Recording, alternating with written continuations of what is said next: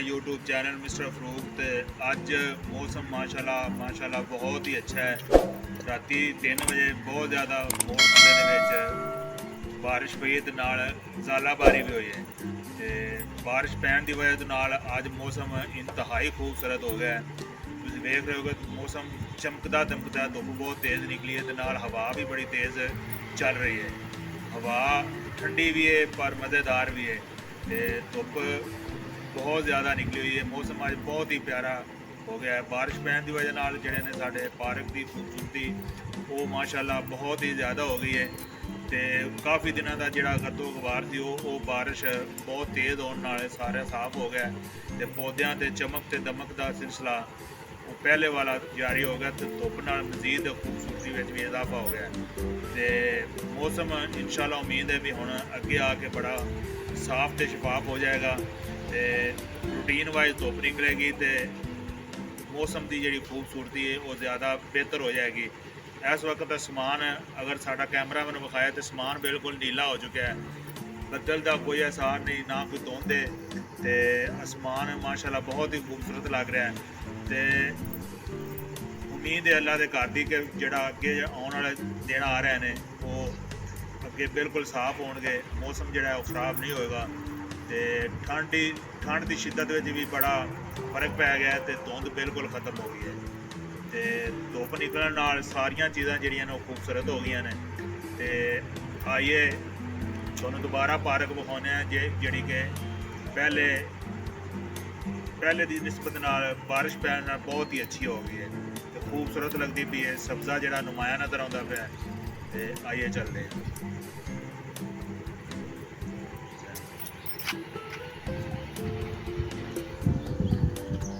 जी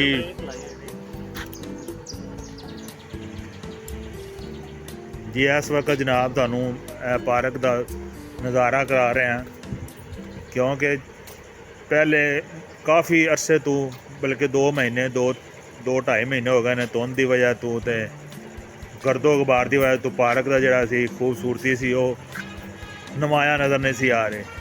हुण माशाल्लाह राती 3 बजे बहुत ज़्यादा शदीद बारिश हुई है, तेज़ बारिश हुई है। तो मोड़ खुंडाए दूसरी बारिश हुई है सर्दियों की। तो उनके नाल पौधे जोड़े ने बिल्कुल साफ तो सुथरे हो गए हैं।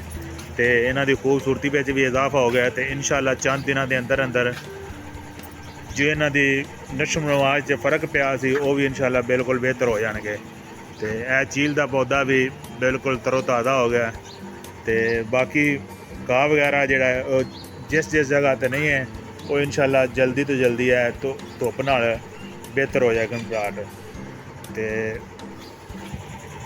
कोनों जोड़ा है बिल्कुल पत्ते ने ख़त्म कर देने ने, दोबारा फिर नवे पत्ते निकलणगे।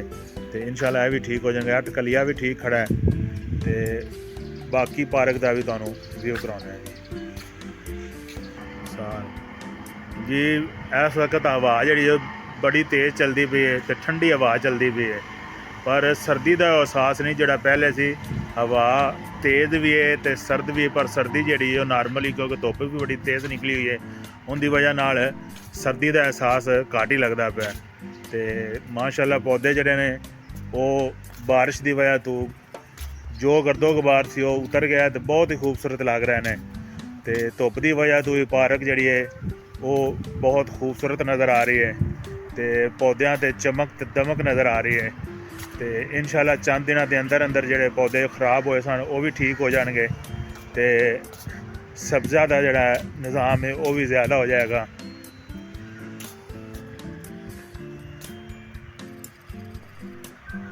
बारिश की वजह नाल हर चीज़ जी है वो बिल्कुल साफ सुथरी हो गई है। असी इत्थे एक फुहारा लाया है तो यह भी कट्टे मिट्टी की वजह तो बड़ा बुरा लग रहा सी। तो राती बारिश की वजह नाल साफ सुथरा हो गया तो बहुत ही खूबसूरत हो गया। तो यह वाले जोड़े पौधे ने यह भी साफ सुथरे हो गए तो खूबसूरत लग रहे हैं।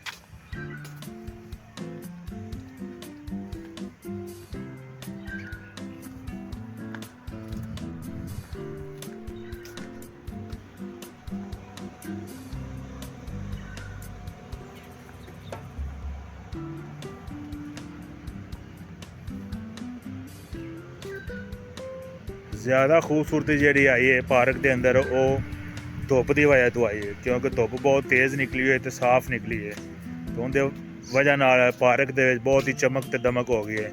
पार्क के काफ़ी तादाद परिंदे भी है ने जेडे ते कुदरती तौर पर इत्थे रहायश पजीर ने, तो काफ़ी तादाद इत्थे परिंदे है ने। शार्क हैगी है, उस तो बाद जंगली जड़ा चिड़ा यह भी साढ़े पार्क काफ़ी तादाद मौजूद है। तो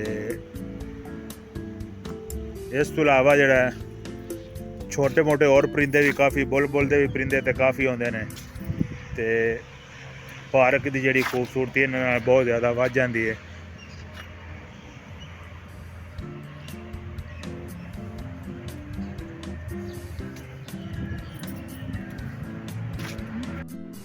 दोस्तों हम तुहानूं छत के उपर तो पार्क का व्यू विखाने तो मौसम की सूरत हाल दसने तो छत तो जी पार्क तो बाहर का जड़ा सड़क वाला एरिया है वो कितना खूबसूरत लग रहा है। माशाअल्लाह इस वक्त मैं छत पर खड़ा तो छत तो पार्क का जड़ा खूबसूरती वाला मंजर है वो तुहानूं नज़र आ रहा है, बहुत ही खूबसूरत है माशाअल्लाह, बहुत ही खूबसूरत है। तो यह तुहानूं व्यू नज़र आ रहा है, बहुत ही ज़्यादा खूबसूरत लग रहा है। यह छत के उपर का मंजर है। तो अगर तुसी दूर तक देखोगे तो साढ़े सज्जे ते खब्बे साइड ते जेड़ा वो जिमीदारां दी फसलां हैगियां ने। एक साइड ते अशताला लगा है तो दूसरी साइड ते लोगों ने कणक बीजी हुई है। सज्जे पासे भी फुल सब्ज़ है तो खब्बे पासे भी। तो पार्क के अंदर भी माशाल्लाह बहुत खूबसूरती है।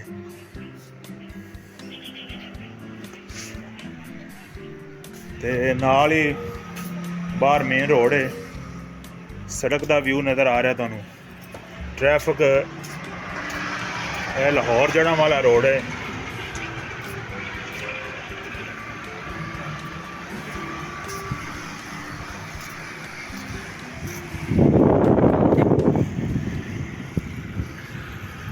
यह लाहौर जड़ांवाला रोड तुहानूं नज़र आ रहा है।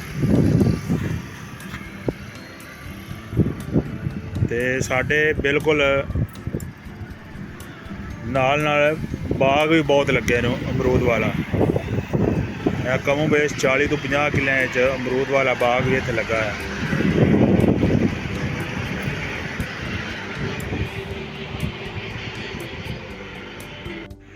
जी दोस्तों साढ़े जेडे सज्जे पासे टोटल ही ज़रई रकबा है तो बहुत दूर तक है। तो ज़्यादातर इस ज़रई रकबे इस वक्त गंदम जी काश्त की गई है। तो यह नाल ही साढ़े एक 2-4 किले जमीन हैगी, उहदे कणक के नाल नींबू के पौधे भी काफ़ी सारे लगे हैं जिन्हां ते नींबू भी नज़र आ रहे हैं तुहानूं। तो बहुत ही ज़्यादा सब्ज़ा नज़र आ रहा है, बहुत ही खूबसूरत मंजर नज़र आ रहा है। तो धुप निकलने की वजह तो मज़ीद खूबसूरती में इजाफा हो गया। तो ये काफ़ी दूर तक सारा ही ज़रई एरिया है। तो सामने साढ़े कुछ आबादी नज़र आ रही है। तो उस अलावा तो माशाल्लाह बहुत ही खूबसूरत नज़ारा नज़र आ रहा है जी। तो खब्बे पासे भी बहुत दूर तक ज़रई रकबा है। उनके सामने जो तुहानूं नज़र आ गया अशताला उन्हें बीजा है। तो उस तो अगे सारी अमरूद के बाग तो दूसरा नाल कणक वगैरह बीजी लोगों ने। तो बहुत ही खूबसूरत नज़ारा नज़र आ रहा है तुहानूं।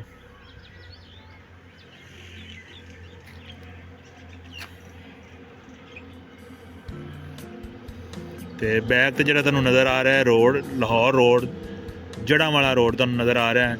लाहौर तो जड़ांवाला फैसलाबाद की तरफ सड़क चलती जाती है। तो इत्थों सानू लाहौर 70 तो 80 किलोमीटर है, तो फैसलाबाद भी सानू 70 तो 80 किलोमीटर सफ़र है। तो मोड़ खुंडा जोड़ा है ये बिल्कुल सेंटर दे विच है।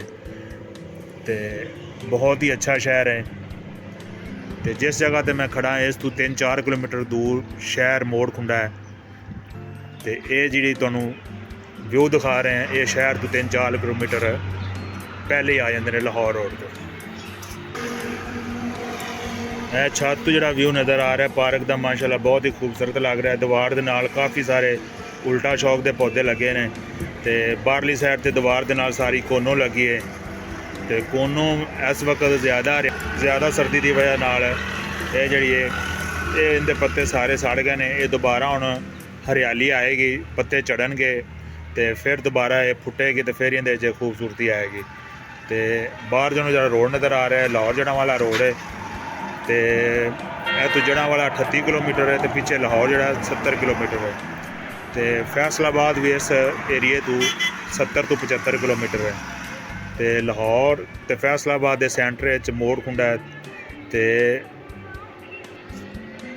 ਇਹ ਵਾਲਾ ਵਿਊ ਜਿਹੜਾ ਨਜ਼ਰ ਆ ਰਿਹਾ ਹੈ ਇਹ ਸਾਰਾ ਸ਼ਤਾਲਾ ਕੱਢਿਆ ਹੈ ਤੇ ਇਸ ਸਾਈਡ ਤੇ ਜ਼ਿਆਦਾਤਰ ਅਮਰੂਦਾਂ ਦੇ ਬਾਗ ਲੱਗੇ ਨੇ। ਕਮੋ ਬੇਸ਼ 50 ਤੋਂ 60 ਕਿਲੇ ਅਮਰੂਦ ਤੇ ਬਹੁਤ ਜ਼ਿਆਦਾ ਤਾਦਾਦ ਅਮਰੂਦਾਂ ਦੀ ਬਾਗਾਂ ਦੀ ਹੈਗੀ ਹੈ ਤੇ ਨਾਲ ਹੀ ਇੱਥੇ ਤਕਰੀਬਨ ਕੋਈ 4-5 ਕਿਲੋਮੀਟਰ ਦੂਰ ਜਾ ਕੇ ਨਹਿਰ ਹੈ ਤੇ ਜਿੰਦੇ ਵਿੱਚ ਪਾਣੀ ਆਉਂਦਾ ਤੇ ਜ਼ਰਾਈ ਰਕਬੇ ਵਾਸਤੇ ਇਸਤੇਮਾਲ ਹੁੰਦਾ ਹੈ।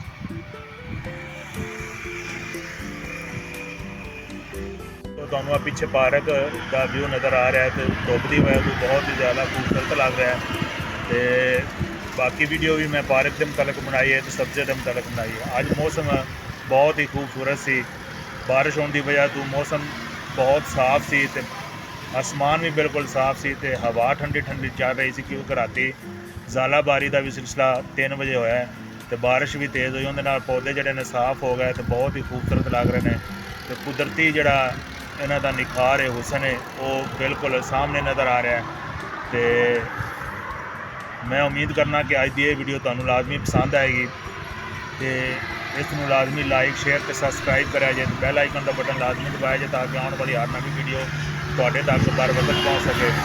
तो इंशाल्लाह मिलने फिर अगली वीडियो तक इजाज़त दो। अल्लाह हाफ़िज़।